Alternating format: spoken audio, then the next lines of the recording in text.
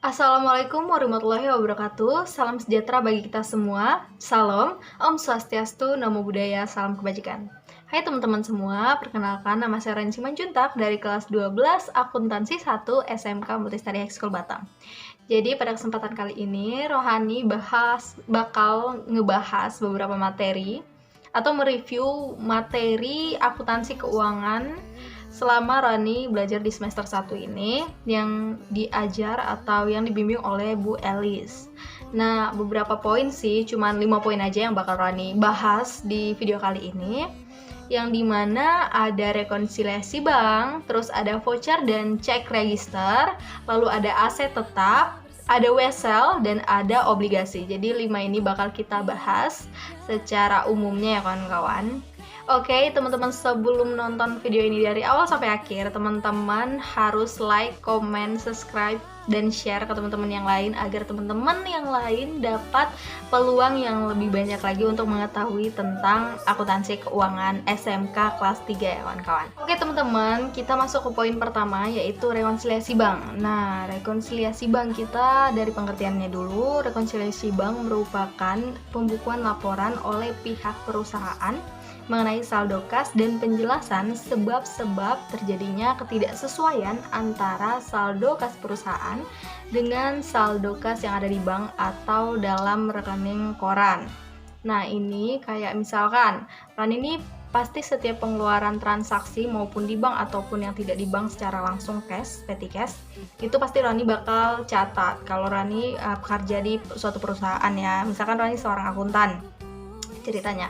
Jadi Rani ini setiap ada transaksi pengeluaran ataupun pemasukan Rani bakal catat. Nah, di kasus ini kayak Rani tuh setiap ada pengeluaran yang dari bank, misalkan Rani mau bayar utang ke PT ABC, itu pasti Rani bakal catat di laporan perusahaan atau laporan internal pasti.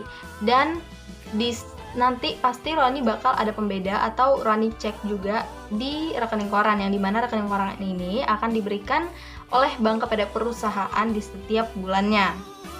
Dan nanti Rani cek nih laporan internal Rani ini benar gak sih, balance gak sih sama laporan dari perusahaan atau rekening koran yang diberikan oleh bank itu benar gak sih. Dan nanti kalau misalkan beda sama rekening korannya, pasti apa nih sebabnya, gimana sih kok bisa nggak balance, kok bisa nggak sama, padahal kan Rani setiap transaksi juga Rani catat, dan pasti transaksi yang akan keluar dari bank itu dicatat juga oleh pihak banknya. Nah, disinilah si rekonsiliasi bank ini bekerja untuk melihat di mana sih letak titik bedanya, kenapa bisa nggak balance gitu. Jadi rekonsiliasi bank ini muncul karena adanya perbedaan antara laporan pihak internal atau laporan pihak perusahaan dengan laporan pihak bank atau rekening bank yang akan muncul di setiap bulannya. Jadi itulah kerjanya si rekonsiliasi bank, melihat sebab-sebab bagaimana sih ini bisa nggak balance, apa yang ngebuat gak balance, gimana sih kok bisa gak balance, sebab-sebab terjadinya bisa aja kayak misalkan akuntan lupa, karena kan akuntan juga seorang manusia ya kawan-kawan, jadi gak semuanya sempurna dibuat laporan itu bisa harus sama dan harus sesuai, enggak juga. Kadang ada akuntan yang lupa kayak misalkan transaksi ke sini, transaksi ke situ, ternyata karena lagi riweuh jadi lupa, bisa aja itu terjadi penyebabnya. Dan bisa aja si akuntan ini kayak ceroboh gitu ya kawan-kawan, karena kan kembali lagi karena manusia nggak sempurna. Dan nggak hanya itu aja, banyak juga sebab-sebab terjadinya kenapa si laporan perusahaan itu atau laporan si pihak internal berbeda dengan rekening koran atau laporan dari pihak bank. Oke teman-teman, sekarang kita masuk pada kegunaan rekonsiliasi bank. Nah, kegunaannya itu yang pertama itu ada mengecek ketelitian pencatatan kas perusahaan dengan pencatatan kas yang ada di bank. Nah, jadi kayak misalkan pembeda ya kan, kayak misalkan kita harus membandingkan dari pencatatan kas perusahaan dengan pencatatan kas yang ada di bank. Kita mengecek dari rekonsiliasi bank ini, apakah balance atau enggak, dan kalau misalkan enggak balance itu pasti ada penyebab dan sebabnya. Yang kedua, kita mengetahui penerimaan atau pengeluaran yang dilakukan oleh bank tetapi belum dicatat di perusahaan. Nah, bisa aja ini kelupaan atau teledor si akuntan ini. Terus yang ketiga itu untuk membuktikan bahwa semua transaksi kas dan pencatatannya telah dilakukan dengan benar. Jadi setiap ada laporan di perusahaan maupun di bank, semuanya itu harus balance kawan-kawan. Karena kalau misalkan nggak balance itu bakal dipertanyakan oleh seorang akuntan, gimana sih ini uangnya nggak balance, kemana aja pengeluaran atau pemasukan penerimaan itu dilakukan atau dapat dari mana aja sih ini semuanya. Jadi kawan-kawan semuanya itu harus balance dan semuanya itu harus seimbang, nggak boleh ada yang nggak sama rata, nggak boleh ada yang kelebihan atau nggak boleh ada yang kekurangan. Jadi semuanya itu harus sama rata. Oke, kita masuk ke poin 2 yaitu voucher dan check register. Jadi kita masuk ke pengertian dari voucher dulu. Nah, voucher itu adalah bukti persetujuan dari pejabat yang berwenang atau pejabat yang telah ditunjuk untuk suatu pengeluaran yang sesuai bagiannya masing-masing. Nah, tujuan dari voucher ini adalah pengendali pengeluaran kas. Nah, kapan sih voucher itu dibuat? Jadi, voucher itu dibuat pada saat munculnya suatu pos pengeluaran tanpa memandang kapan kewajiban tersebut harus dilunasi atau seberapa besar kecilnya pengeluaran tersebut. Oke, kita masuk kepada check register. Nah, apa sih check register itu? Check register ini dibuat setelah semua pengeluaran baik tunai maupun kredit sudah dicatat di voucher register ini. Jadi voucher register itu dulu dibuat, lalu check register. Yang dimana check register ini adalah cek yang dibuat untuk semua transaksi yang sudah lunas baik tunai maupun kredit yang telah dicatat di voucher register. Oke, kita masuk kepada poin yang ketiga yaitu aset tetap. Nah, aset tetap adalah kekayaan yang dimiliki perusahaan yang diperoleh dalam bentuk siap pakai atau yang udah dibangun. Nah, sifatnya dari aset tetap ini permanen dan digunakan perusahaan untuk jangka waktu yang cukup panjang serta memiliki nilai yang cukup material atau harganya ini, asetnya ini cukup tinggi. Oke teman-teman, jadi aset tetap ini terbagi menjadi dua, yaitu aset tetap berwujud dan aset tetap tidak berwujud. Jadi kita akan membahas aset tetap berwujud dulu ya kawan-kawan. Jadi aset tetap berwujud ini terbagi menjadi tiga. Yang pertama itu aset yang mengalami penyusutan atau depresiasi. Nah, contoh-contohnya itu seperti gedung, kendaraan, peralatan. Lalu yang kedua itu ada aset yang merupakan sumber depresi atau penipisan pada aset gitu ya kawan-kawan. Contohnya itu ada tambang dan material. Lalu yang ketiga itu ada aset yang tidak mengalami depresiasi dan depresi, yang tidak mengalami penyusutan dan yang tidak mengalami penipisan.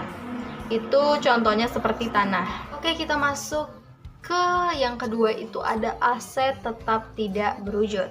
Nah, aset tetap tidak berwujud ini merupakan aset yang memiliki umur ekonomis panjang dan memberikan manfaat bagi operasi perusahaan.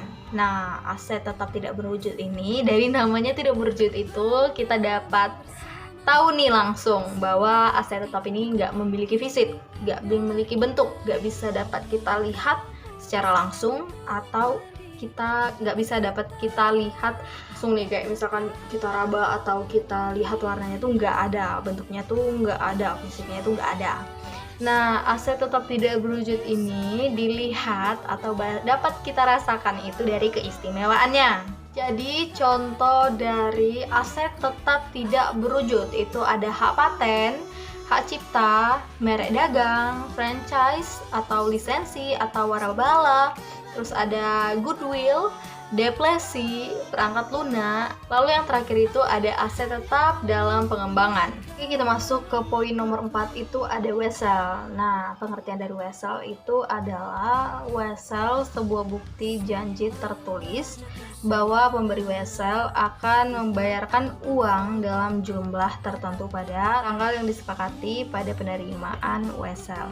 Jadi, wesel ini adalah sebuah surat janji tertulis untuk si pemberi hutang dan utang ini bahwa si pemberi utang bakal mendapatkan uang tersebut atau uang yang telah diberi pinjam itu pada tanggal dan waktu yang telah disepakati oleh si pemberi wesel dan si penerima wesel tersebut. Nah, secara subjeknya ini penerbit wesel atau si pemberi wesel ini disebut wesel bayar.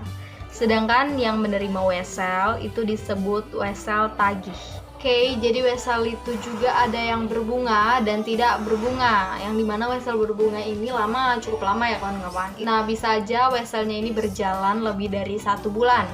Sedangkan wesel tidak berbunga itu cepat, lumayan cepat berjalannya atau berlangsungnya. Itu bisa 7 hari, 15 hari, 30 hari. Oke teman-teman, sekarang kita masuk ke poin nomor 5, itu ada hutang obligasi atau hutang jangka panjang.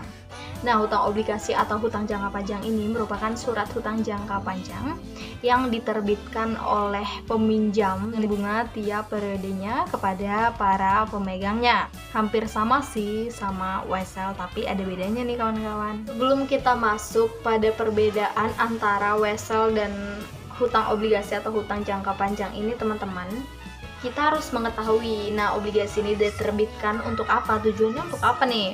Nah, jadi obligasi ini diterbitkan untuk memperoleh sumber dana yang diperlukan. Jadi di sini udah tahu ya sedikit pembanding atau perbedaan dari wesel itu untuk apa, sedangkan obligasi untuk apa. Oke, yang menjadi perbedaan antara wesel dan obligasi itu ialah jika wesel ialah untuk membeli aset atau barang-barang untuk perusahaan, aset lah gitu ya kawan-kawan. Sedangkan obligasi ini adalah investasi atau untuk modal berdirinya suatu usaha atau suatu perusahaan tersebut. Nah, contohnya nih ya, kalau misalkan wesel, misalkan saya ingin membeli mobil di suatu perusahaan A. Jadi saya ini kayak kurang, misalkan harga mobilnya ini 100 juta, sedangkan saya memiliki uang itu 80 juta. Nah, saya bisa gunain nih wesel ini ke perusahaan A untuk membeli suatu aset tersebut dengan ada syaratnya, ada janjinya. Jadi kayak saya jelaskan sebelumnya, wesel itu gimana cara kerjanya, prosesnya. Itu harus ada perjanjian antara kedua belah pihak dan persetujuan antara kedua belah pihak. Nah, sedangkan obligasi ini investasi atau modal berdirinya suatu perusahaan atau usaha.